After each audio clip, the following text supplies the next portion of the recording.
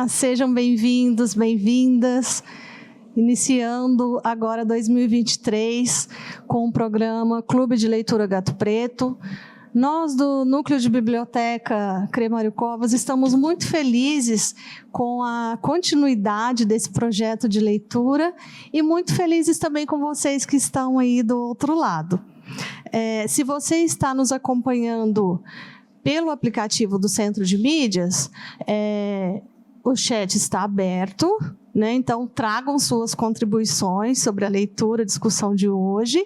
E se você está nos assistindo pelo YouTube da Seduc SP, vai lá no aplicativo para poder interagir com a gente.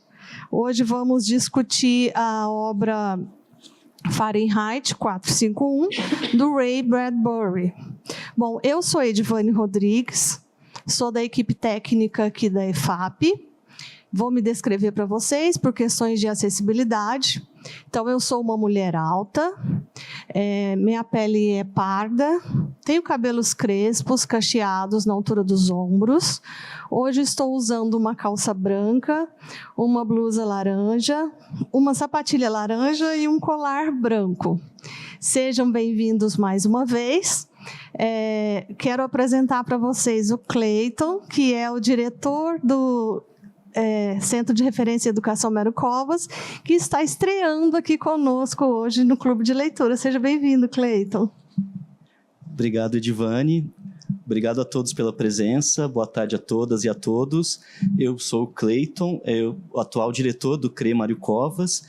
Eu sou um homem branco, com olhos claros, uso óculos redondo com armações grossas, tenho cabelo curto, aparado à máquina, uso barba e hoje eu estou vestindo uma camiseta verde escura e uma calça jeans.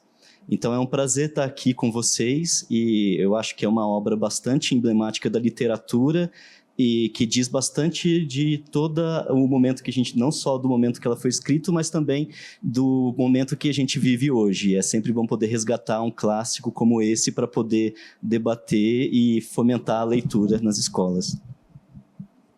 Carlos. Olá a todos, muito feliz de estar participando desse programa em 2023, bem-vindo a todos. Eu sou Carlos Aguena, eu faço parte da equipe do CRE Mário Covas, no trabalho de mediação aqui do Clube de Leitura Gato Preto. Eu sou oriental, sou calvo, tenho 1,75 m e eu estou usando um polo preto, uma camisa polo preta, calça preta e sapato preto também.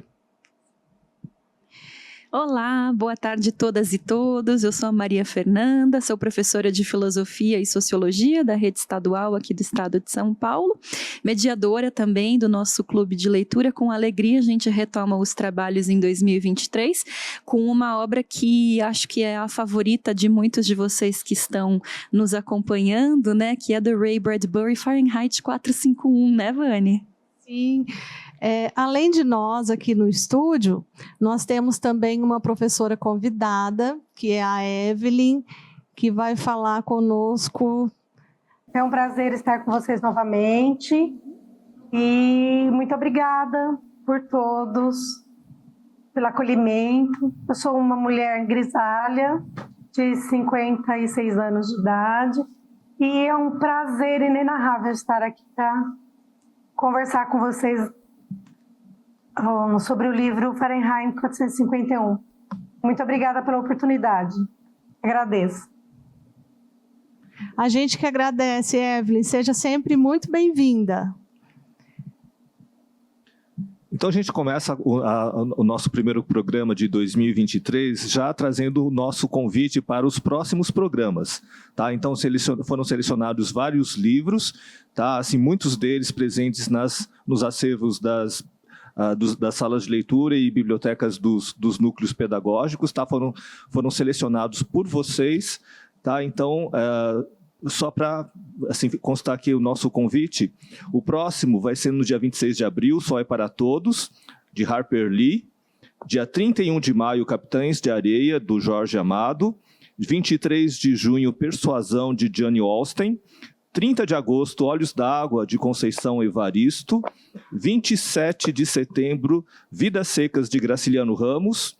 25 de outubro, Dom Casmurro, de Machado de Assis, e a gente encerra o ano com mais uma distopia, 29 de novembro, 1984, de George Orwell. Tá? Já deixando o convite, então, para o próximo programa, dia 26 de abril, O Sol é para Todos. Um livro que a gente estava conversando aqui, é um livro que a gente tem um carinho muito grande. Tá? O Sol é para Todos, de Harper Lee. A gente deixa aqui o QR Code para vocês se inscreverem e participarem das nossas conversas, tá? Ou presencialmente ou via chat. Tá? Então, a gente conta com a presença de todos vocês. Só para explicar, e enquanto eu falo, se a produção puder deixar o QR Code para quem não conseguiu ainda, embora depois a gente pode enviar também o link de inscrição via boletim. Para se inscrever, você não precisa se inscrever para participar do chat, né? O chat, em todos os programas, ele é aberto e as contribuições de vocês são todas muito bem-vindas. Mas se você tiver o desejo de vir aqui no estúdio, ou se não for possível estar aqui presencialmente conosco, fazer de forma remota, assim como a Evelyn está participando hoje, né? Ela está falando lá da DE de Taquaritinga, e você também tem essa oportunidade também de se inscrever para participar aqui com a gente ao vivo. Tá bom? Então, vamos lá. Vamos começar falando do Ray Bradbury. Nossa, é muita coisa para falar, porque ele teve uma vida literária, assim, graças a Deus, muito extensa, né? Então, rapidamente, ele nasceu em 22 de agosto de 1920, em Illinois, nos Estados Unidos. Ele é um autor americano de fantasia e terror. Ele é mais conhecido pelos seus romances, né? Além de Fahrenheit, As Crônicas Marcianas, O Homem Ilustrado. E as obras dele são muito vastas. Ele faleceu no dia 5 de junho de 2012, no estado da Califórnia, na cidade de Los Angeles, nos Estados Unidos. Trazendo algumas curiosidades sobre o autor. Bradbury, ele decidiu se tornar um escritor por volta de 12, 13 anos de idade. Mais tarde, ele confirmou isso, dizendo que ele havia tomado a decisão na esperança de imitar os seus heróis. Então, dá para a gente imaginar que ele era assim, um grande leitor de ficção, né? Imagino que ele tenha lido muito Júlio Verne, né? Aqueles outros escritores de ficção anteriores a ele. Vânia, ele era particularmente fã do John Steinbeck, outro americano que escreveu também. Vinhas da Ira. Né? Também, realmente, bem lembrado. Então, a família se mudou para Los Angeles, na Califórnia, em 1934. Quando ele era adolescente, ele participava de clubes de teatro na sua escola e, ocasionalmente, ali ele até fez algumas amizades com celebridades de Hollywood. O seu primeiro pagamento como escritor veio por contribuir com uma piada num programa de comédia que existia na época, do George Burns, que é o Burns e Allen Show. E após a sua formatura em 1938, ele não tinha dinheiro para ir para a faculdade. Então, o que ele fez? Ele procurou a biblioteca. Né? Então, ele até fala em algumas das biografias que eu pesquisamos aqui, que as bibliotecas me criaram. Né? Ele disse isso mais tarde. Acredito em bibliotecas, porque a maioria dos alunos não tem dinheiro. E quando me formei no ensino médio, durante a depressão, eu não tinha dinheiro. Quando ele fala durante a depressão, é aquela crise de 1929, que assolou os Estados Unidos, o mundo, enfim. E aí ele fala, como eu não pude ir para a faculdade, então eu fui para uma biblioteca. Eu ia 3 dias na semana e ele fez isso durante 10 anos da vida dele. né, para se sustentar, enquanto ele escrevia, ele vendia jornais. Ele publicou o seu primeiro conto em uma revista de fãs em 1938, que foi o mesmo ano em que ele se formou. E para essa mesma revista, ele publicou 4 edições para a revista Futura Fantasy. O que é curioso é que ele publicava sob alguns pseudônimos, né? Para as pessoas, para esconder o fato de que a revista virtual, que era um show na época, era escrita por um homem só. Então, ele adotava esses pseudônimos. Para parecer que tinha um montão de gente contribuindo na revista, né? Isso, realmente. Que interessante. Olha que cara incrível. E, em 1947, ele conhece a esposa, a Margaret, que é a Meg, que, enquanto ele trabalhava como balconista de uma livraria. Então, a Meg, ela era uma pessoa muito apaixonada por literatura. Aí, o que ela combinou com o Ray Bradbury? Eu trabalho e você fica em casa. Então, por trás desse grande homem, existiu essa esposa, essa grande mulher, né, para a nossa felicidade. Ele pôde, então, escrever. Eles tiveram 4 filhos. E o trabalho mais conhecido dele é o Fahrenheit 451. Em 2007, ele contesta que a censura fosse o tema principal de Fahrenheit 451, explicando o livro como uma história sobre como a televisão e o interesse afasta, né, o interesse pela leitura. E, apesar de sua aparente aversão pela televisão, ele também defendeu ali os seus trabalhos para o cinema. Depois de Fahrenheit, abriu o caminho, né? Ele também começou a escrever vários roteiros ali para alguns programas. Ele desenvolveu sua própria série de televisão na HBO. E o que foi o que permitiu ali a ele escrever adaptações de seus contos, numa série na TV HBO que durou até 1992, nos Estados Unidos. Então, ele escreveu várias horas, todos os dias, por toda a sua vida, o que lhe permitiu publicar mais de 30 livros e cerca de 600 contos, inúmeros poemas, ensaios, roteiros e peças de teatro. Ele escreveu até os 80 anos. Quando ele já estava, né, de 80 anos para lá, ele ditava para uma de suas filhas escrever. Que ele fala que numa das últimas entrevistas em que ele participou. Então, ele foi assim uma inspiração para muitos escritores, para professores, para os entusiastas da ficção científica. E, entre outras, as fascinantes obras, né, do Bradbury serão lembradas aí nas próximas décadas. Esse livro mesmo tem um clássico, né, que foi dirigido pelo François Truffaut, que é maravilhoso, vale a pena assistir, quem ainda não assistiu. E a ficção, né, o gênero literário ficção é aquele que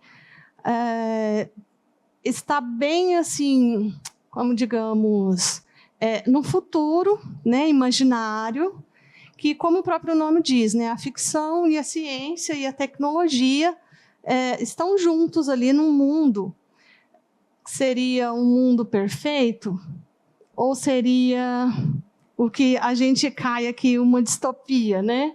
Vamos deixar a Mafê falar um pouquinho sobre essa questão do gênero literário, que parte da ficção científica para a obra ser considerada uma distopia. O que Só para entender o conceito, o termo.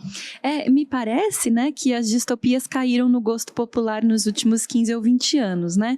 Então, a gente teve séries inteiras de livros baseadas, né, numa ideia de um futuro distópico. Tem o que os nossos estudantes leram muito, Jogos Vorazes, Divergente, né? Todos estão, assim, aí na memória dos professores, porque os estudantes leram muito quando essas distopias surgiram, né? O fato é que o Fahrenheit 451, assim como várias outras obras que estão aí nessa metade do século XX, né, como é o 1984, por exemplo, elas são categorizadas, digamos assim, né, dentro dessa caixinha que a gente chama de distopia, né? Distopia é uma palavra na língua portuguesa que vem de uma palavra do grego, né, que é a utopia. Eu tinha uma professora que ela brincava falando assim com a gente perguntava assim para ela, tá, professora, mas o que é utopia, né? Aí ela falava assim, vou fazer outra pergunta. Qual é o contrário de nostalgia? Ela perguntava pra gente, né? A gente ficava matutando, contrário de nostalgia? Não tem, professora, não, né? Ela dizia, o contrário de nostalgia é utopia, que é uma espécie de apreço por aquilo que a gente nunca viveu, né? Por se a nostalgia é o apreço pelo passado, a utopia é o apreço pela potencialidade do futuro, ou qualquer coisa nesse sentido. Então, a utopia, ela vem do grego, tem esse radical u, que significa negação, e vem do grego topos, que é lugar. Portanto, é o não lugar, é aquilo que não existe em qualquer lugar. É a impossibilidade, né? Na sua forma mais absurda, né? É a utopia. Agora, uma distopia, a utopia nos remete a algo bom. Se a gente for pensar na utopia do Thomas More, né? Ela nos remete a algo bom, mas a distopia normalmente vai nos levar a pensar em um futuro em que as coisas deram errado. Então, é aquilo que não existe em qualquer lugar, tá certo? Tem o mesmo radical, né? O topos do grego, mas que é indesejado, que é aquilo que não desejaríamos chegar a ser. Então, no caso do livro do Bradbury, né? Por que ele se configuraria como uma distopia? Porque o Bradbury apresenta um mundo em que o conhecimento é tido como nefasto, como nocivo, né? Então, seria possível que chegássemos a construir um mundo em que o conhecimento seja indesejável, seja aquilo que alimenta as fogueiras, né? Não sei se isso hoje, contemporaneamente, pode soar para a gente tão distópico. Não sei até que ponto a gente não vai construindo um mundo em que cada vez mais a figura da ciência, a figura dos sabedores, né, não vai se configurando como figuras nefastas e indesejadas. Mas a distopia, ela serve precisamente para nos fazer pensar naquilo que nós não gostaríamos de nos tornar. Perfeito, Marfê. Então, Fahrenheit 451. 451 é uma temperatura em Fahrenheit, né, que em graus Celsius equivale a 233 graus, que é a temperatura ideal para queimar o papel. Então, eu fico imaginando, né, o Bradbury tem uma curiosidade sobre a escrita de Fahrenheit, porque ele traz numa entrevista que eles eram muito pobres, então eles não tinham uma máquina de escrever. E aí, na biblioteca de Los Angeles, lá na Califórnia, ele conseguiu escrever Fahrenheit no porão dessa biblioteca, né? Porque nesse porão haviam, acho que 20 máquinas de escrever. Aí a máquina funcionava assim, você colocava uma moedinha, né, de um valor lá de centavos em dólar, e você ficava ali 1 hora. Então, ele fala, eu ficava dividido entre ficar na minha casa brincando na garagem com as minhas filhas ou escrever. Então, eu encontrei na biblioteca também a possibilidade não só da leitura, mas da escrita. Aí ele fala, o Fahrenheit me custou $8,90. E aí ele começa a contar. Eu colocava moeda para escrever, a máquina emperrava, eu perdia o dinheiro, eu perdia o tempo. Mas ele escreveu ali dentro de uma biblioteca, rodeado por livros, e criar, né, imaginar essa história onde os livros não eram permitidos. Né? O livro ele foi minando, passou ali para os resumos, depois lê só alguns trechos, até que a própria população decidiu que não queriam mais ler. Né? Não foi o governo gostou, é lógico, né? Porque é isso que é a distopia da obra, né? É a chance que ele teve de dominar aquela população, né? A massa, trazendo como entretenimento apenas os recursos tecnológicos e a televisão. Então, a gente vê na obra que as pessoas elas viviam em função das telas. Era o único meio de diversão com quais elas achavam que interagiam, porque, na verdade, a gente não interage, né, com um programa que está direcionado, ele está te manipulando e você só vai responder o que eles querem. Né? Assim como qualquer texto de informação, o que você vai ler ali, o que você vai se informar, é aquela manipulação. Você só vai ler o que eu quero que seja conveniente. Então, seria o mundo perfeito, porque o livro ele traria muitas tristezas, né, muitas angústias, muito sofrimento, porque você teria que pensar, raciocinar, ser crítico, olhar para a sua vida, ver o que estava de errado.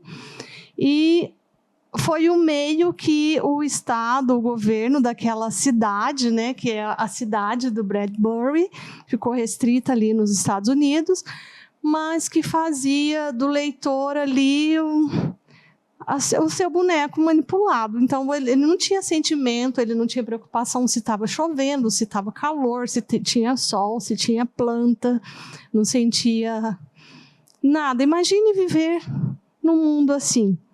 Seria um mundo ideal? E eu acho interessante que a Edivane estava falando que ele escreveu dentro do espaço da biblioteca e a escrita foi feita do livro todo em 9 dias. Então, a princípio, ele toma como ponto de partida 3 contos que ele já havia escrito para, a partir desses contos, criar essa ficção distópica. Então, eram contos já que se relacionavam com a ideia de livro, biblioteca, e um outro que ele cita como um pilar importante na construção da narrativa do livro, é um conto que ele baseia numa experiência pessoal, que ele estava com amigos transitando pela rua e é parado pela polícia para eles perguntando o que ele estava fazendo. E ele diz, não, a gente faz uma piada, respirando, estamos andando. E a polícia fala, então não façam mais isso, não fiquem andando pela rua. Então, ele identifica aí uma sociedade que não é ainda uma sociedade totalitarista, mas que dá a impressão de que as pessoas todas têm que estar o tempo todo fazendo coisas que remetam a algo produtivo, a algo que seja eficiente. O fato de eles estarem andando, flanando pelas ruas sem um compromisso, conversando, falando coisas aleatórias, já seria contrário a uma expectativa da sociedade. Então, é uma cobrança constante que ele identifica naquele período e toda a contextualização também, eu acho que a gente vai continuar tratando isso, que é algo importante para entender a obra, do ponto de onde ela foi escrita, né, o contexto aonde o autor situa a obra, que a gente pensa muitas vezes nos trabalhos, obras de livros de ficção científica que são premonitórios de um futuro, mas eles dizem muito mais a respeito do presente e que a gente se situa, é uma revisão crítica até do presente, a partir até das ferramentas, dos instrumentos que o autor dispõe naquele momento, para poder conseguir pensar projeções futuras e, como a Mafê falou, né, essas sociedades distópicas que chegam ao ponto de que, se as coisas deram errado, e um errado que não é tão não é tão difícil da gente reconhecer no dia a dia. Isso que às vezes torna mais assustador ainda. Então, é o período pós-Segunda Guerra Mundial, metade do século XX.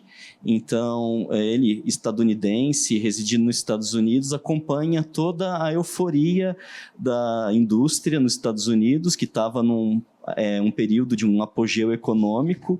Então, todo aquele modelo de produção e consumo que depois veio a ser característico da cultura de massa, ele está ali sendo iniciado naquele momento com um certo louvor. A indústria de produção de bens nos Estados Unidos está em uma crescente.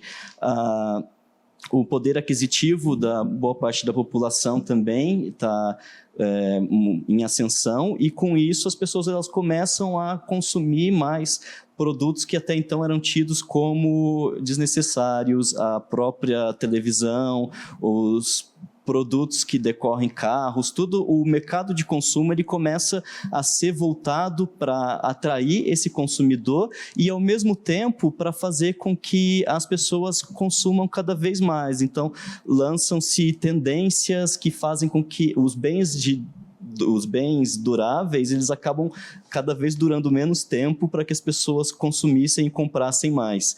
Então, ele identifica a televisão como um ponto focal nesse momento, né?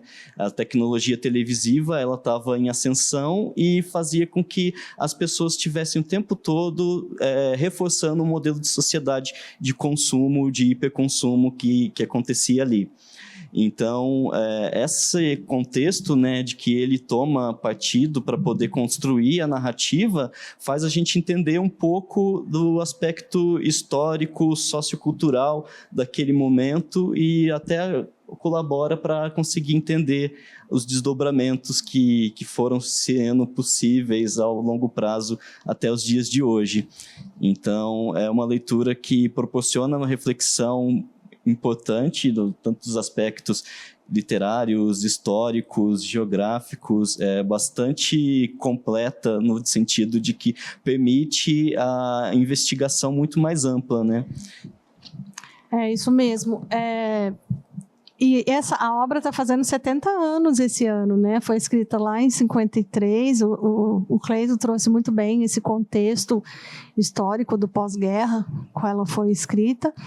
E para você que está aí, retrata esse nosso presente, qual que são suas impressões sobre a obra? Deixa seus comentários aqui no chat para a gente trazer aqui para a nossa roda. Vani, só um breve comentário, né? Porque o Cleiton, ele fez uma fala em que ele frisou bastante o papel da televisão nessa sociedade de consumo emergente nos Estados Unidos na metade do 20, né? E o interessante é que a televisão, ela é mobilizada no Ray Bradbury, ela é mobilizada também no George Orwell, né? Quando ele fala da televisão, o Big Brother, ele só acontece porque o mecanismo da televisão permite que o grande irmão enxergue dentro da casa das pessoas com objetivos de controle social. A mesma coisa acontece com Aldous Huxley, mas na chave todos os autores contemporâneos, mas na chave da distração, né?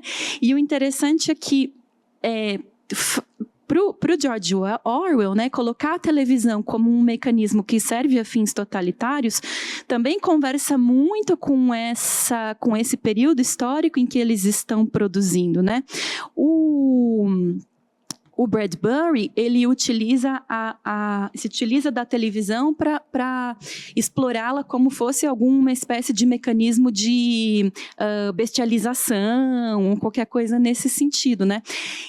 E aí, por que ele faz isso, né? No meu entender, ele está vivendo num momento histórico. Então, Cleiton já contextualizou bem a questão dos Estados Unidos, a sociedade em que o Bradbury produz, mas ele não está alheio, né, ao fato de que o mundo tinha acabado de passar por 2 guerras. Então, a Primeira Guerra Mundial, de 1914 a 18, e aí a Alemanha sendo obrigada a adotar uma nova república, que se chama República de Weimar, né, que é uma república parlamentarista, semipresidencialista, que quando Hitler ascende ao poder em 1933 é absolutamente odiada. Uma das razões pelas quais Hitler ascende ao poder é precisamente o seu ódio profundo pela República de Weimar, né? Então, que a prática, né, a absolutamente inominável da queima de livros, ela não veio do nada, né?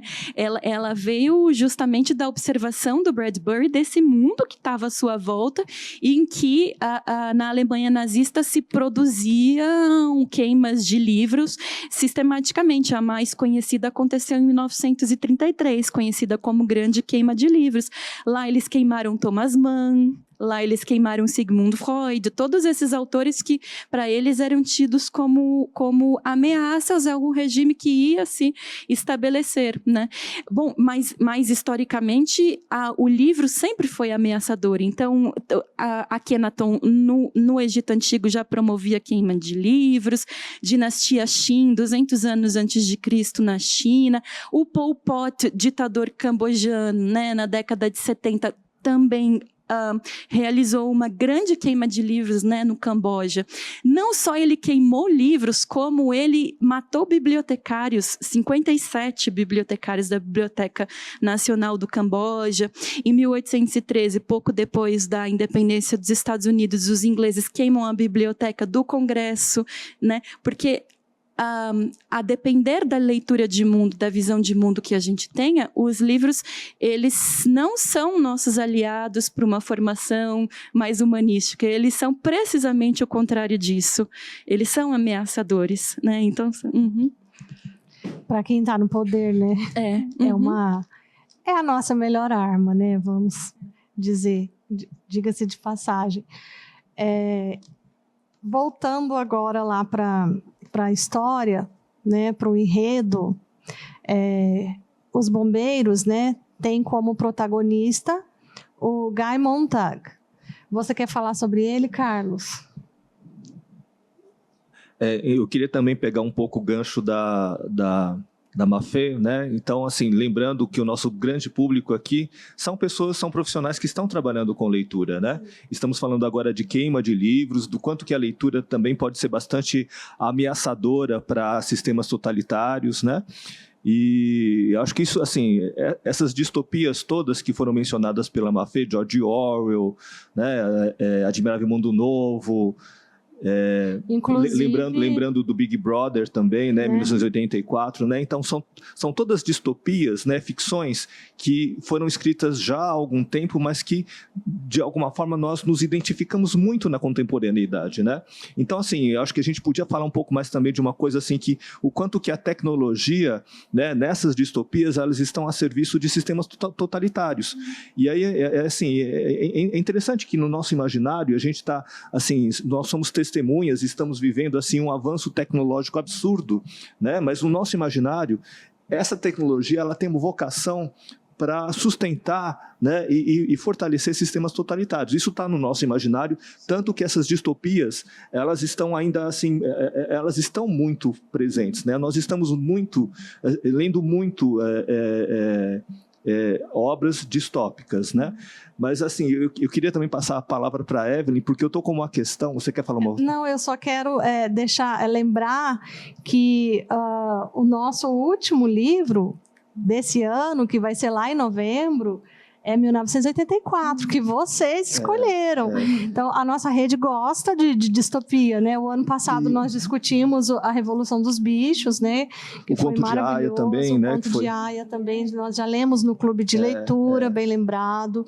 E a gente vai fechar o ano, nós estamos começando com uma distopia, e vamos terminar o ano também discutindo uma distopia. E aí, eu acho que retomando todos esses sistemas que já foram lançados, mas eu queria colocar assim, a discussão um pouco mais no chão e no nosso público, né? Pensando em leitura. leitura, né? Então, um ponto que me chama muito a atenção no Fahrenheit, que é a antipropaganda da leitura, né? Nós profissionais da leitura, né? Assim, a gente trabalha muito em função de incentivar e promover a leitura, né? Mas aí uma antipropaganda do Fahrenheit, que além de queimar livros, eles falam que os livros nos deprimem, nos angustiam, nos entristecem, né? Aí eu achei bem interessante isso, porque isso é verdade também. Isso é verdade, né? Tem muitas leituras que são extremamente importantes nas nossas vidas, mas não nos tornam felizes, nos tornam mais conscientes, nos ampliam o nosso entendimento de mundo, de realidade, né? Trazem isso. Então, aí me ocorre muito assim que tem muitos programas governamentais que falam assim do prazer da leitura, né? Do quanto que é bom ler. Isso é verdade, mas também não é verdade.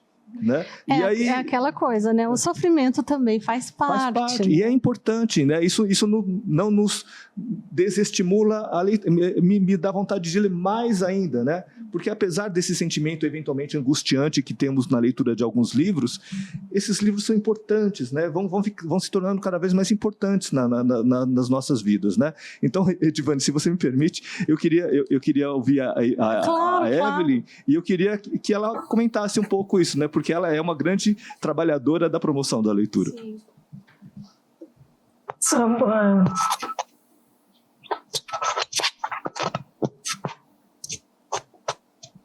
Posso? Pode, Evelyn. Vocês estão me ouvindo, gente? Sim. O áudio está bom. Então tá. Gente, olha, eu tô aqui ouvindo vocês e minha cabeça funcionando a mil, né? Porque eu fui lendo esse livro, eu não me conformava.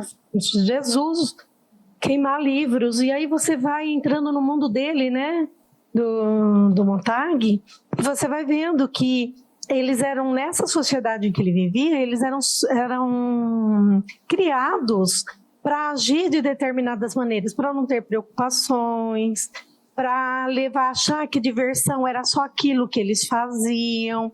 Então, eles não eram acostumados, gente, nem a conversar.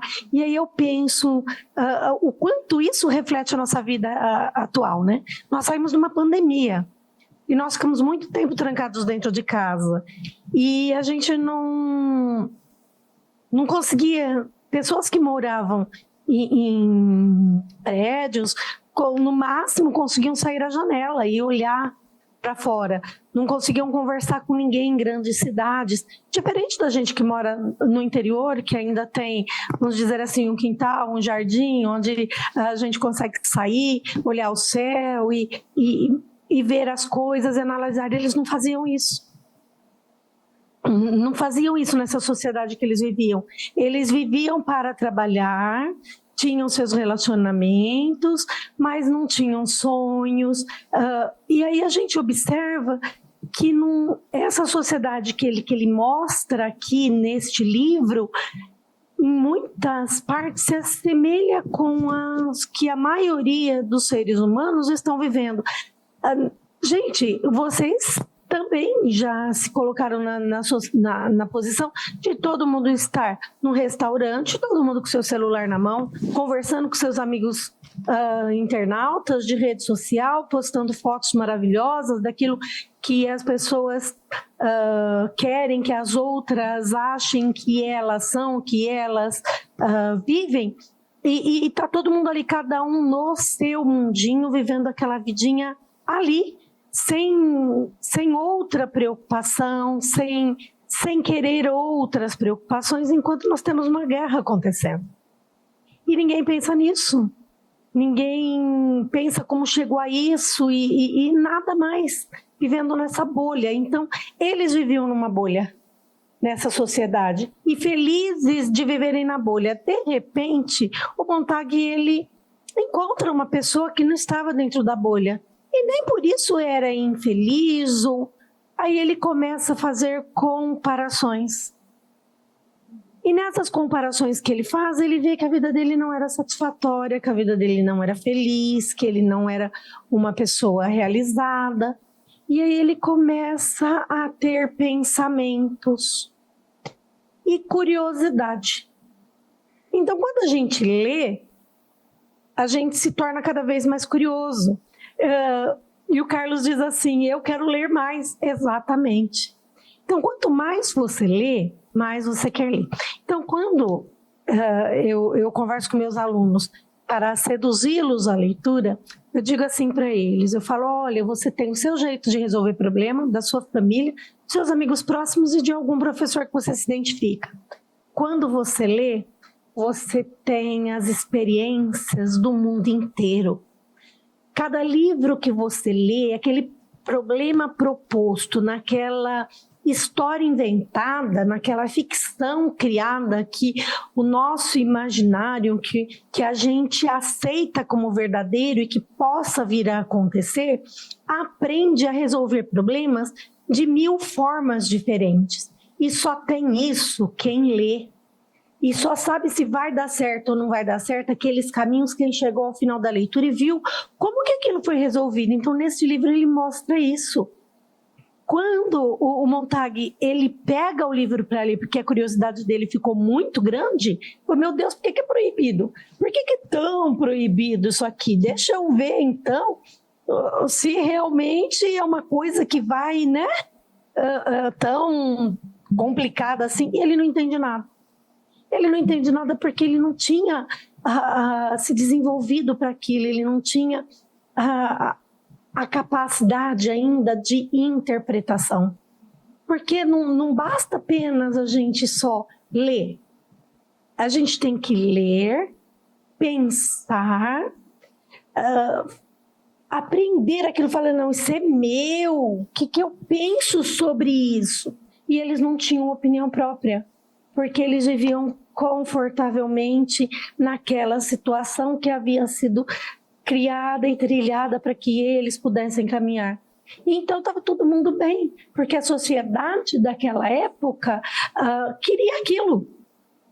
Queria daquele jeito, não queria ter preocupação, não queria sair do roteirinho. E a vida não é assim, a vida, mesmo a esposa dele, se a gente observar, tomou aquele monte de remédio tentando suicídio, porque sem motivo nenhum acordou alegre, feliz e continuou lá com as paredes e se incomodando e interagindo com gente imaginária que nem existia na vida real. Quer dizer, que vida era essa? Que futuro era aquele? Então, quer dizer, gente acomodada com tudo, feliz, contente porque quer. Então, a pessoa que ela lê, ela não consegue, porque ela tem coisas melhores, exemplos melhores, e aí a gente vai vendo, né? E nessa sociedade que a gente vive hoje, se a gente pensar, você pode ser quem você quiser na rede social. Você não tem um compromisso com nada e com ninguém. Você inventa um personagem e você é esse personagem até que você queira. Não quero mais, apago a rede social, vou ser outro personagem. E vida real mesmo, viver as coisas do dia a dia, exige que a gente se melhore, que a gente olhe para dentro de si mesmo e que tenha coragem de mudança. E essa coragem de mudança, este sair do lugar onde a gente está, exige esforço. O esforço que só depende de você mesmo, né, para mudar a sociedade, para mudar a sua vida, para mudar qualquer coisa que seja, não é isso? E dá trabalho e incomoda, e quando incomoda, vai incomodando um, incomodando o outro, e aí é contagioso. Então, ler é contagioso. Por isso que na maioria dos lugares que se queimaram os livros, eles não queriam que ninguém soubesse que existiam outras formas de pensar, que existiam outras maneiras de resolver os mesmos problemas e que, ao final, poderia ser diferente, melhor e feliz. Né? Gente, eu queria passar a palavra, eu queria saber o que vocês estão achando. Obrigada, Evelyn. Eu estou tão maravilhada com esse livro. Ele é maravilhoso. Eu acho que essa sua fala resume bem a personagem Clarice, né? Acho que nós temos que ser Clarices, professoras Clarices, para fazer a pessoa parar e pensar o que você está fazendo da sua vida, por que você faz, quando ela questiona o Montag, né? por que a sua profissão é queimar livros? Ah, é meu trabalho. E aí ele começa, mas por que eu faço isso? Né? Ele nem tinha se dado conta do próprio exercício ali, do trabalho. Né? E aí ele começa ali a ficar curioso. O que tem nos livros? E o que eu acho bonito, assim, trazendo o que a Evelyn falou, que mostra o nascimento de um leitor, né? Ele começa a ter essa curiosidade, estava tendo aquilo a vida toda como já dada, as coisas sempre foram assim, minha rotina é essa, eu vou para o trabalho, eu não tenho que questionar, todas as pessoas tomam remédio, todas as pessoas interagem só com telas, eu tenho que queimar os livros, mas daí no momento que ele começa a se questionar do trabalho que ele desempenha e também do que isso poderia representar e o esforço para se tornar entender o que existem dentro daqueles livros que são tão ameaçadores, né? O nascimento de um leitor, ele começando a ter a sensação de que o mundo pode ser diferente e de que o livro pode dar algum caminho para ele. Então é um momento que eu acho bonito a gente pensar isso. Está numa vida que ela parece tão condicionada, já tão amarrada, tão presa, e carece de um senso crítico, como a Edivane falou, a personagem Clarice, que é uma criança e que faz as perguntas mais banais e que às vezes a gente deixa de se questionar, deixa de se permitir fantasiar as coisas para entrar numa rotina que ela acaba tolhindo qualquer criatividade, subjetividade. Então, é interessante isso dentro também do livro, né? E esse nascimento do leitor, ele começa a sofrer, né? Ele começa mas é um sofrimento para libertar. Né? É libertador quando ele começa a perceber que existe uma vida, que eu posso, né, faço diferente, começa a questionar o próprio trabalho dele, porque quando a mulher é queimada junto com os livros na biblioteca dela, da casa dela, né, que é aquele mundo imaginário onde as casas não são a prova de fogo, né? E existem os bombeiros, e os bombeiros são para queimar os livros e as bibliotecas. O que leva uma mulher a querer ser queimada ali junto com os livros? E aquilo foi muito perturbador para ele. Né? Eu acho que uma coisa que me ocorre, né, ouvindo aqui, participando da conversa, é que leitura e vida estão muito intrincados. Né? É tudo muito junto, né? A leitura é uma experiência de vida, ela é vida, né? Então, assim, essa transformação, é um sentido, né? Essa transformação que o personagem principal, né, assim, tem a partir de uma conversa muito viva, muito visceral com a Clarice, né? E uma outra coisa que me ocorre também são aspectos sombrios de outros personagens, né? A Mafê está lembrando agora da Mildred, a esposa do personagem principal. Ela chega a ouvir trechos apaixonantes de livros do marido dela. E um outro também que eu acho mais assustador ainda, que me intriga, é o chefe dos bombeiros, né? Que é um conhecedor de muitos livros, e por conta de ser conhecedor de muitos livros, ele combate os livros, né? Ele promove a destruição de livros, né? Então, assim, acho que são vários aspectos da leitura que é o nosso métier, assim, né? Tem tudo isso, tem sofrimento, tem paixão, tem total, assim, ignorância, assim, desconsideração, né? Não toca, né? E eu acho até o Carlos falando, né, e perguntando para o pessoal do chat, quando que você nasceu leitor, quando você reconheceu o leitor, é uma coisa que também é um questionamento que a Clarice faria. Nossa, com certeza. Como que você se viu apaixonado pelos livros? Acho que todo mundo tem uma história sobre livros, principalmente a gente que atua na área de educação.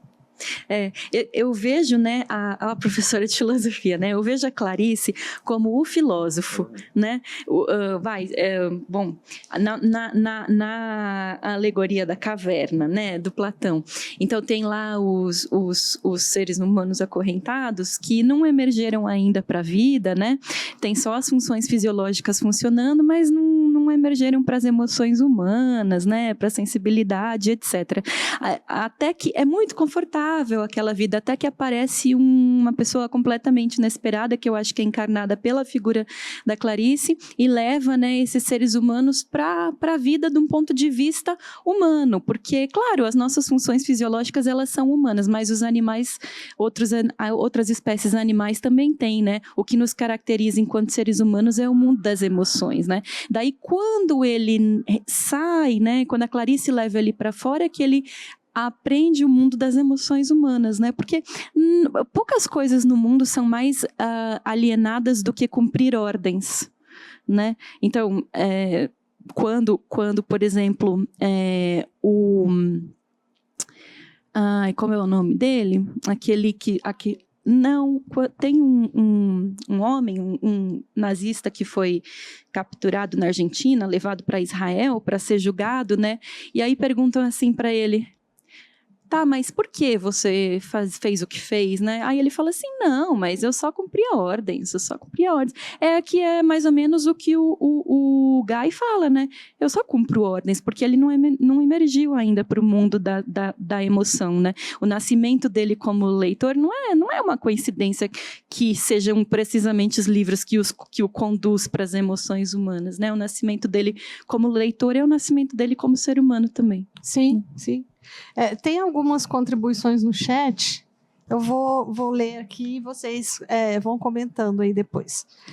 A Vânia fala que adorou a lista de livros. Ai, que bom, eu também gostei muito, foi a Rede que votou em 2022 e a gente só acertou o cronograma.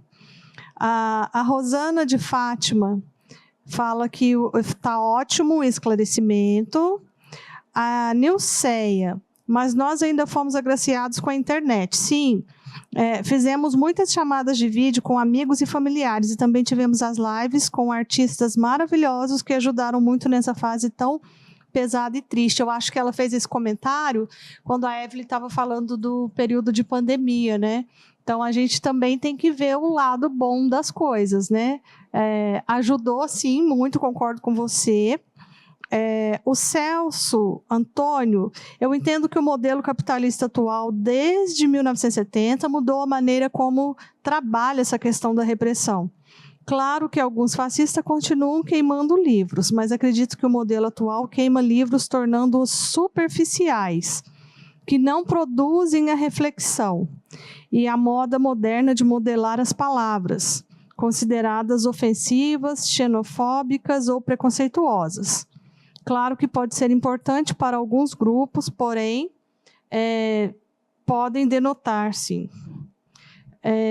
A Camila falou que maravilhoso, parabéns, Evelyn. A Dineia também, maravilhoso esse tema, estou amando. A Vânia Letícia: excelente discussão. A Denise fala: infelizmente, depois de adulta. Eu acho que foi quando o Cleiton perguntou: quando você se tornou leitor? Né? Mas você se tornou um leitor, todos nós somos leitores, e o que faz eu ser um leitor? Esses momentos, né? Eu ser leitor não quer dizer que, se eu não tenho a prática, né, aquilo se esgota. Não tem como, gente, eu ser crítico, eu entender, eu saber conversar com o outro, trazer uma reflexão para mim mesma, se eu não pratico a leitura. E isso, né? Também coincide com o que a Evelyn falou. Eu acho... não é fácil leitura, né? A gente vive num mundo que é uma profusão de imagens, de demandas, e você ter que parar, se concentrar e se permitir o livro é uma tarefa que não é muito simples dentro das demandas que a gente tem hoje, mas que vale a pena e que é um exercício, como a Edivane trouxe, né? É algo que a gente tem que praticar, vale a pena. Eu acho que o clube, ele é uma ótima oportunidade, porque tanto você lê, como você compartilha as suas experiências. Às vezes eu tenho uma visão diferente da visão do Cleito, da Mafê, do Carlos, e eu aprendo com as visões deles, né? A visão deles me faz refletir mais uma vez. Se eu leio, tenho a minha reflexão, o meu senso crítico, quando eu ouço, quando eu compartilho dessa crítica, eu vou refletir mais, né? E a gente gosta muito desse compartilhamento, dessa troca de experiências, que não necessariamente é pacífica, né? Tem horas que são altas discussões e é sempre muito rico, né? E a gente agradece muito a participação de todos no chat e a gente agora convida oficialmente todos que estão aqui no chat a participarem do nosso próximo encontro, tá? Sempre lembrando que tem, né, toda a última quarta-feira, né, do mês, das 15 às 16h30, tá? Então, todos vocês, assim, a gente agradece muito e é sempre bom trazer todas as informações aqui. O Celso, ele lembrou o nome que a Mafê tentou lembrar do nazista, né, do argentino nazista, Adolf Eichmann. Elizabeth, boa tarde. Os alunos aqui preferem livro físico, isso é muito bom. Elizabeth, temos que praticar mais. Denise e meus alunos não gostam de ler pelo celular. Em partes isso é bom, mas em outras é ruim, pois eles gostam de atualidades e nós não recebemos livros de novos escritores. Denise Pereira, eu viajei no tempo lendo Anarquistas Graças a Deus, quando tinha 12 anos. Tá, Zélia Gattai, grande Zélia Gattai. Ai, que bom que a galerinha aí na escola tá antenada, né? E querendo mais livros, isso é bom. Isso é ótimo, é muito bom saber disso, porque a gente fica até preocupado, né, com tudo que tá acontecendo, e o livro ele ajuda também a nossa própria saúde mental, né, dos jovens. Eu não queria perder o gancho que a Mafê trouxe, né, da falta de sensibilidade à leitura, que não são todos que se engajam e que percebem, né? E aí eu queria, assim, deixar também assim, isso serve ao totalitarismo, né? A falta de informação, a falta de conhecimento, a falta de interesse, né, no conhecimento, e isso também contribui para o fortalecimento dos totalitarismos, né? Um sistema totalitarista ele se sustenta pela falta de conhecimento dos cidadãos, né? De fato, bom, os totalitarismos do 20, todos eles estiveram ancorados, né, nisso, na difusão apenas de mensagens que fariam sentido para a continuidade dos regimes, né? Mas é interessante que a gente está falando, quer dizer, o Bradbury ele está construindo uma distopia que claro, a gente entende que é um regime totalitário, né? Que entende que a informação e a reflexão são ameaças, mas, por exemplo, esses dias eu li uma autora, a Shoshana Zuboff, ela é americana, ela fala assim, engraçado que quando a gente pensa em censura, a gente pensa só na linha do Bradbury, né? Na linha realmente de queimar o livro, colocar barreiras na internet, etc. Mas, por exemplo, o excesso da informação também é uma forma de censura, né? Porque aí pegando o Big Brother, né? Quer dizer, ela fala que a gente vivencia hoje um Big Other, um grande outro, né? Esse grande outro estaria encarnado na figura das grandes corporações do Vale do Silício, Google e etc, né? A gente é tão inundado o tempo todo de informações que dificilmente a gente consegue imergir desse mar de informações e formar o nosso próprio senso crítico. Então, essa chave do Bradbury de tirar informações para evitar o senso crítico, ela é válida. Por isso que é um clássico, né? Porque é um livro de 70 anos que a gente consegue utilizar para interpretar o presente, né? Mas, então, a gente pensa assim, essa chave é válida, mas o oposto também é válido. O excesso de informações continuamente, o tempo todo, também é uma forma de censura, né? Lembrando que tem uma terceira, né, que aparece muito em 1984. Além de você impedir a circulação das informações, a censura, você exceder a censura, também tem a alteração das informações, né? Lembrando, né, o George Orwell, que eu acho que isso também tem uma pertinência na atualidade, assim, né, de você mudar a história, né, que é muito grave também, né? Tem um trecho que eu vou pedir para a produção colocar, que eu acho que traz para essa nossa reflexão de agora, né? Do livro que diz: os bons escritores quase sempre tocam a vida. Os medíocres apenas passam rapidamente a mão sobre ela. Os ruins a estupram e a deixam para as moscas. Entende agora por que os livros são odiados e temidos? Eles mostram os poros no rosto da vida. Por isso que um filósofo alemão, Heinrich Heine, dizia que onde se queimam livros também se queimam pessoas. Realmente.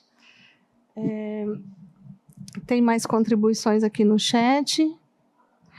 Tem uma professora, a Fernanda, que ela diz que tem um aluno que está lendo 1984. O George Orwell é muito procurado aqui, acho que na sala de leitura. E a leitura, a Andréia também diz que a leitura está em todas as pautas nas minhas tutorias. Que bom, Andréia. É isso mesmo, né? Estamos aí no caminho certo. E vocês, por acaso, não pensaram ainda em montar um clube de leitura aí na sua escola? Conta aqui pra gente, esse clube existe, vocês estão planejando? Não seria legal ter um clube de leitura com essa galerinha aí? Não é, Carlos? Sim, esse é um dos objetivos do nosso trabalho aqui, inspirar vocês a terem os seus próprios clubes de leitura e trocar ideias, né? Trocar ideias aqui. Gente, uma coisa que me veio à mente, né, que eu queria ouvir a opinião de vocês, a gente podia chamar também, ainda está no vídeo? A Evelyn está no vídeo? A Evelyn está aguardando ainda, né? Ah, legal, Evelyn. Olha, eu vou colocar uma coisa aqui para a gente discutir juntos, né? Perfeito. O que você acha, Evelyn? O que vocês acham da simbologia do fogo para destruir livros? Por que ele escolheu bem o fogo? Porque, assim, destruir papel não é uma coisa difícil, né? Você pode rasgar, picotar, enterrar. Mas por que o fogo? O que te passa pela cabeça, Evelyn? Então, eu estava aqui pensando nisso, né? Que quando o Montag ele mudou de vida, a vida dele não mudou para melhor. Ele tinha uma casa, ele tinha um esposo, ele tinha um trabalho regular, ele sentia, o livro ele começa falando que ele sentia prazer em fazer isso, em queimar as coisas, né? Então, ele começa exatamente falando isso, né? E eu estava aqui pensando, né? Queimar era um prazer, né? E aí, quando o livro termina, a vida dele muda completamente. Ele perde, assim, se a gente for observar, ele perde tudo. Perde casa, ele perde mulher, ele perde o trabalho, ele perde tudo. Mas ele não se sente nem vazio, nem infeliz. Então, a gente percebe que mesmo queimando, porque quando você queima, você destrói. Você não é que você não fica defamando, que você faz uma campanha para que não seja lido, que você conduz as pessoas a que elas não façam mais aquilo, não. Não era isso que eles queriam. Eles queriam destruir, exterminar, acabar. Que sobrasse apenas as cinzas. Eles gostavam do espetáculo do queimar. Por quê? Porque eu acho que na vida da gente, então, assim, quando queima alguma coisa, é um fim mesmo. Você não sobra nada. E aí eles conseguem, mesmo assim, manter os livros vivos dentro da mente. Então, quer dizer, a pessoa que lê, ela tem 1000 formas para melhorar, para mudar. Ela vai encontrando jeitos. E a maneira como eles acharam foi memorizar. Cada um memorizava um livro, uma quantidade de livros, para que quando passasse tudo aquilo ali, eles voltassem a escrever, a deixar para a posteridade. Então, nem o fogo que queima e destrói tudo foi capaz e é capaz de acabar. Quando você falou de queimar pessoas, né? Quando essa prática era utilizada, mais força o que a pessoa tinha sido ganhava. Então, nem mesmo o fogo consegue conter as grandes ideias, as grandes modificações. E nem tudo na vida da gente pode ser comprado com dinheiro, com estabilidade, com tudo. Essa satisfação que a pessoa tem,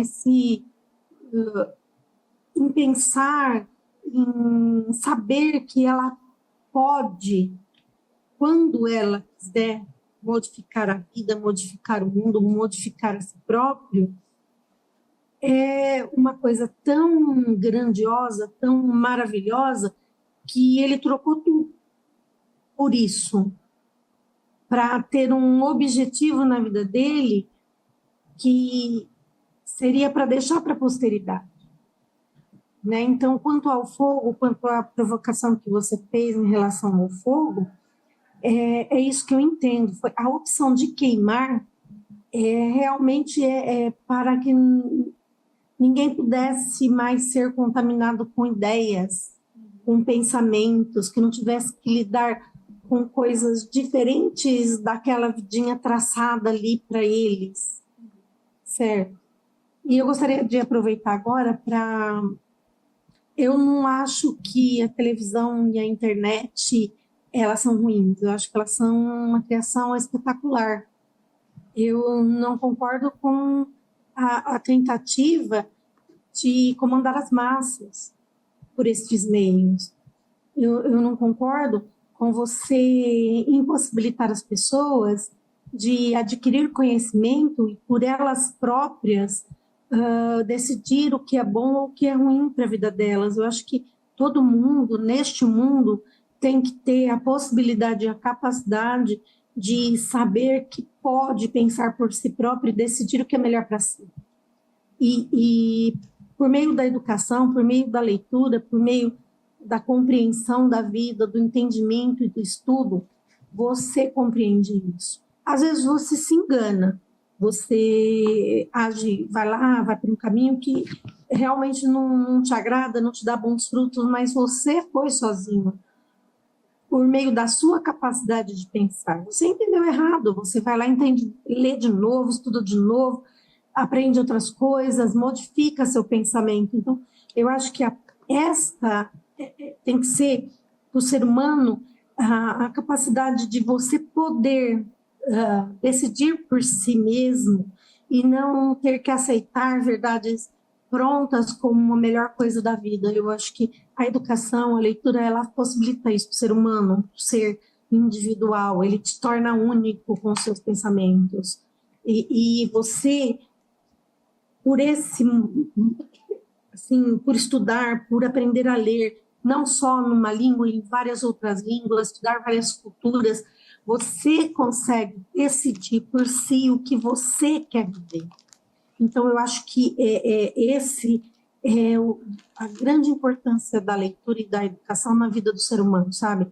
Ter poder de escolher o que você quer fazer. E o Montag, ele não escolheu uma vida melhor para ele,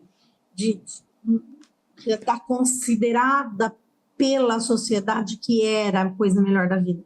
Ele quis escolher. E ele se sentia feliz agora. Eu acho que a busca da felicidade, ela assusta todo mundo, porque você vai perder o controle. Você perdendo o controle, você perde o poder. E aí as pessoas, às vezes, não vão... os poderosos pode ser realmente assustador. Eu acho que eu respondi, mas... Lindamente. Além da belíssima resposta da Evelyn, mais algumas pessoas contribuíram aqui falando da simbologia do fogo, o que significa o fogo. Andréia, o fogo reduz ao pó, as cinzas, reduzindo ao pó, as cinzas são espalhadas pelo vento. Samantha, igual quando falamos virou pó, ou seja, deixou de existir, virou nada. Fernanda Ramos, fogo também representa repressão, censura, domínio sobre os mais fracos. Faz todo sentido, né? A resposta da Evelyn, as respostas dos professores foram magníficas. A simbologia do fogo, eu fico pirada, porque assim, gente, o Bradbury não escolheu o fogo aleatoriamente, foi uma escolha consciente. Ele poderia ter escolhido qualquer outro elemento de destruição. Podia jogar no mar, né? Por que ele escolheu o fogo, né? Eu fico pensando nisso. Aí, uma coisa que me vem na cabeça, assim, que o fogo o que é o fogo na mitologia, né? O fogo é o presente dos deuses, né? O fogo é o presente que o Prometeu dá para a humanidade, depois que o irmão dele, o Epimeteu, já tinha distribuído todas as dádivas, não tinha sobrado nenhuma para os seres humanos. Aí ele fica com dó da gente, vai lá em cima, né? Rouba o fogo e traz para a gente e fala, essa é a dádiva divina, né? É quase como se o fogo simbolizasse o conhecimento, né? Aquilo que a gente roubou dos deuses. Aí, o que eu fico pensando, né? Quando você tenta apagar o fogo com o fogo, o que você faz? Você gera mais fogo. Então, na minha cabeça, o que me parece? Que a gente pode pensar assim, você tentar extinguir o conhecimento com o fogo, que é o símbolo do conhecimento, só fará as labaredas aumentarem. Isto, na minha interpretação, significa, olha só, o conhecimento humano encontrará outros suportes para continuar vivendo. Este suporte pode ser, a escolha do Bradbury foi a memória, o que é absolutamente genial, porque para os gregos, eles diziam assim, a escrita matou a memória. Eles odiavam a escrita, né? E nesse caso, não. Nesse caso, ele é tão genial, o Bradbury, que a escrita, na verdade, potencializou a memória.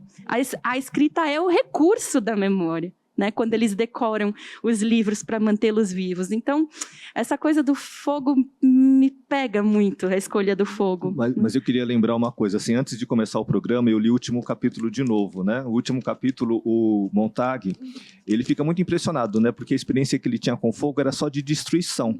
E no finalzinho, ele está em torno de uma fogueira e ele percebe, nossa, mas o fogo ilumina, o fogo aquece esse trechinho a gente. Aqui. O fogo aquece, né? Então, para ele foi uma descoberta, porque o fogo, antes disso, era só destruição, né? E nesse momento ele encontra as memórias que a Mafê está falando, né? Que são as pessoas que se dispõem a trazer em si, né? As grandes obras para que elas tenham continuidade, que é a memória, né? E aí, eu não sei, eu sou bibliotecário, né? Então, assim, está muito junto com leitura, com educação. A memória é fundamental, né? A memória é fundamental para a gente manter as democracias, para manter, né, a liberdade. É fundamental. É isso, fundamental. E a leitura ela não é inimiga da memória como queriam os gregos antigos. O Bradbury está mostrando que elas são aliadas, né? É muito interessante. Acho magnífica essa analogia, pensar o fogo, que é uma coisa carregada de uma ancestralidade, de uma força muito grande, pensar o humano enquanto civilização, mas também como um elemento de destruição. E isso que a Mafê falou, que é lindo, né? Na hora que você pensa em tentar queimar o fogo, o conhecimento, ele se espalha. E me veio à mente agora um ditado popular que fala que todas as pessoas tinham que ter um filho, plantar uma árvore, escrever um livro. E eu lembro de algumas discussões que tive com os amigos, a gente falando a respeito disso, que é uma tentativa até de se manter, de permanecer no mundo, né? Então, você tem um filho, mas em algum momento pode ser que a carga genética sua já não seja mais passada adiante. Uma árvore também não é garantia que um feito seu vai continuar. Mas os ideais, mas as palavras, os conhecimentos, eles vão continuar proliferando em algum momento.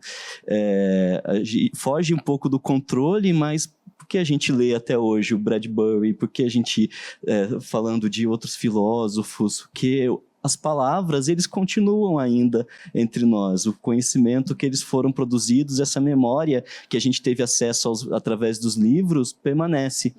Então, o papel da leitura, o papel da escrita, dos livros também é um pouco esse, né? Colocar a gente em contato, às vezes em conflito com outros tempos, com outras pessoas, outras épocas. Então, nesse sentido, queimar o fogo com fogo, fazer com que esse conhecimento se dissemine, que essa memória permaneça, também tem essa capacidade de fazer com que ela perdure. E lembrando, né, o que a Mafê trouxe no início do nosso programa sobre o conceito de distopia, né? Distopia como algo que, na verdade, pode ser extremamente sombrio e negativo, né? É aquele futuro que a gente não gostaria que se realizasse.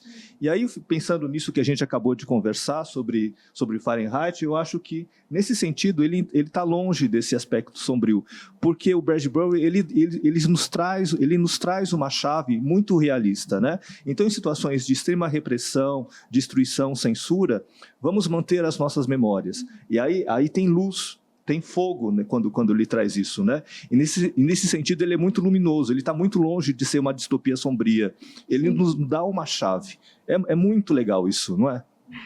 Gente, eu ia falar exatamente isso, Carlos. O que me encanta no Fahrenheit é, diante de todos esses problemas, né, que esse futuro, que essa cidade planejada no futuro ele traz, o amor pelos livros venceu ali no final. Então ele deixa uma alternativa. Tem jeito, gente, tem, né? Vamos manter isso vivo, né? E cria ali aquele clube de livro onde as leituras são eternizadas. Isso foi muito lindo. É muita luz mesmo, é fogo. E é luz mesmo ali, é uma luz no fim do túnel. E só lembrando que o nosso público são operários da leitura. Sim. Da leitura. Vânia, o Carlão propôs aqui um joguinho, né? Para a gente pensar, se fôssemos memorialistas, né, de livros do Fahrenheit 451, qual livro nós guardaríamos? Que livro representaríamos? Nossa, e agora? Bom, eu já conversei com a Mafê, posso começar porque eu já tenho de imediato, é Grande Sertão Veredas do Guimarães Rosa. Ai, maravilhoso. Ai, gente, a Evelyn pensa aí também, que a gente vai perguntar para você daqui a pouco. Eu não sei, assim, eu acho que eu não daria conta de um só. Né, que tem tantos livros assim que me tocaram a infância, um livro que marcou muito, que eu tenho, até nós vamos ler esse ano, está no cronograma, que é o Vidas Secas, do Graciliano Ramos, mas tem muitos outros. Eu não sei se eu daria conta de falar, eu só quero esse. Também acho difícil. O Carlos já falou o Grande Sertão Veredas, então não posso me repetir, mas tem vários livros e eu acho que a leitura ela sempre teve um papel muito importante para mim, a minha formação, e tendo feito o ensino médio na escola pública e no final dos anos 90, início dos anos 2000, que não pareciam ter muitas oportunidades para um aluno que vinha do ensino público anterior a programas de incentivo a ingresso no ensino superior e eu acho que o que fez manter uma chama, usando a palavra em mim, foram os livros e alguns professores que eu tive a oportunidade de cruzar meu caminho e que sou extremamente grato a todos eles. Então, a leitura, a biblioteca, ela desempenhou um papel muito importante na minha vida e eu estou muito feliz de estar aqui atuando dentro da área de educação e podendo abrir para a rede uma discussão também sobre um livro que é bastante significativo e que eu já tinha lido na juventude e voltei a ler agora, então foi também uma recuperação de uma memória que eu lembrava onde eu estava quando eu li esse livro e traz isso, né, essas memórias para a gente.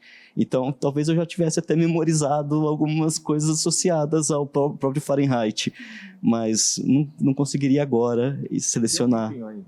Tô pensando. A Denise e o Orlando estão dizendo que estão problemas com som, eu não sei se dá para melhorar, e a gente gostaria também de ouvir de vocês, assim, qual livro que vocês seriam memória?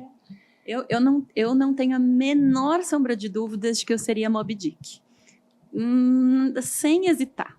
Porque Moby Dick eu li a primeira vez quando eu tinha 12 anos. De lá para cá eu li mais de 20 vezes Moby Dick.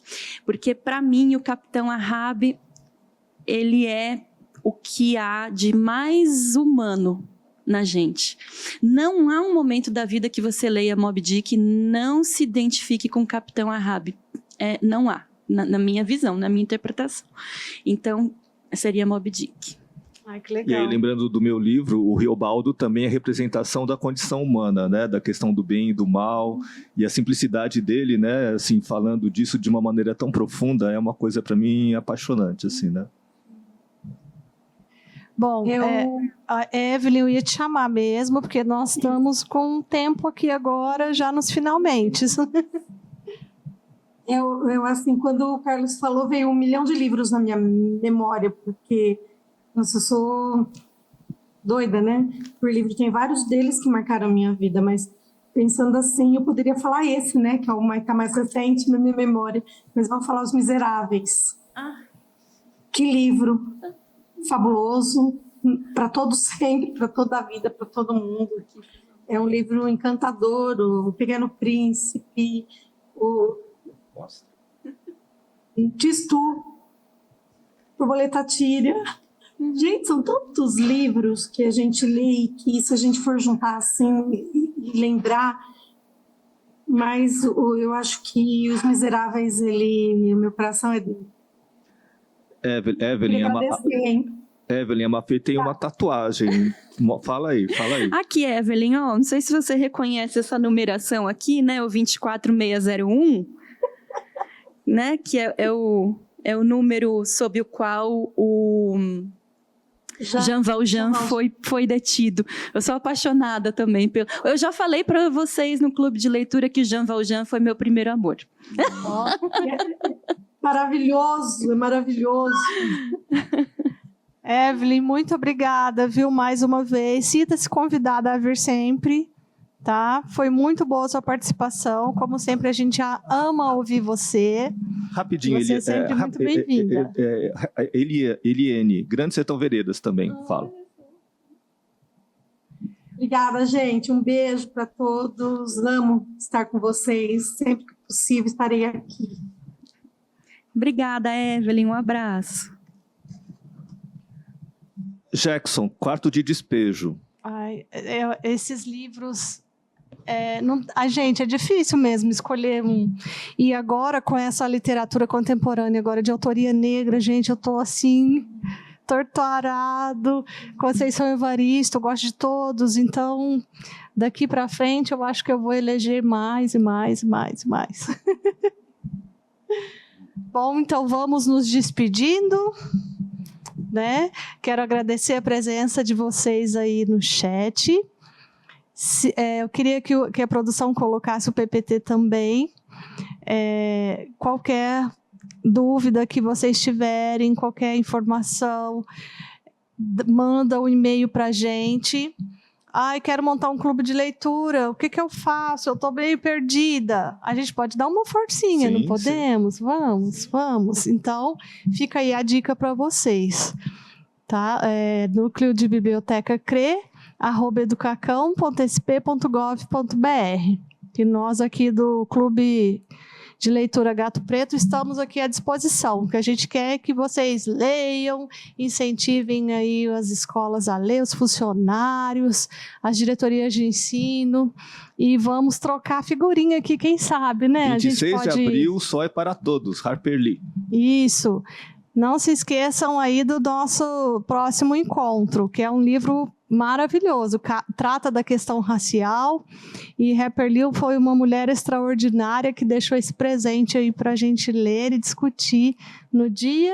26 de abril, última quarta-feira do mês. Então, toda última quarta-feira, às 15 horas, vocês têm aí esse compromisso aqui conosco. Quero agradecer os nossos intérpretes de Libras, que é o Jerry, o Guilherme e a Natália.